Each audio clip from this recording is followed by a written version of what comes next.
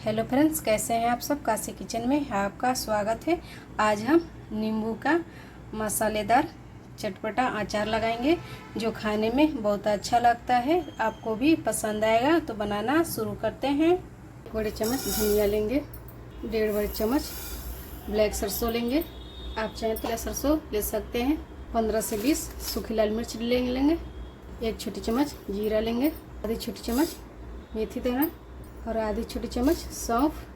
मसाले को हम गरम कर लेंगे पैन धूप, ताकि इसका नमी सारा ख़त्म हो जाए। मसाले को हमको भूनना नहीं है, बस इसका नमी ख़त्म करना है, नहीं तो अचार ख़राब हो जाएगा। मसाला गरम हो गया है, गैस का फ्लेम बंद कर देते हैं और मसाले को ठंडा होने देंगे। जब ठंडा हो जाएगा तो इसका हम पाउडर बना लेते हैं।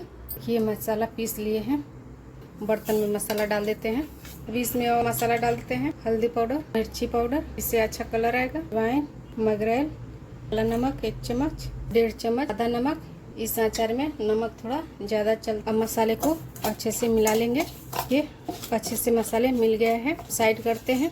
नींबू लिए हैं, पहले से धो लिए, धुलकर पोंछ लिए हैं और नींबू को 4 भाग में काट लेंगे और बीच से इसको ज्वाइंट रहने देंगे और इस तरह नींबू को काट लेते हैं। इस नींबू में ऐसे मसाला भरेंगे, अच्छे से मसाला डालेंगे। नींबू को अचार का जार में रखेंगे। ऐसे ही हम सारे नींबू में मसाला डाल देते हैं। देखिए नींबू का अचार बनकर तैयार हो गया। अब इसमें जो मसाला बचा हुआ है इसमें हम डाल देंगे और इसमें 1 छोटे चम्मच विनेगर डाल देंगे।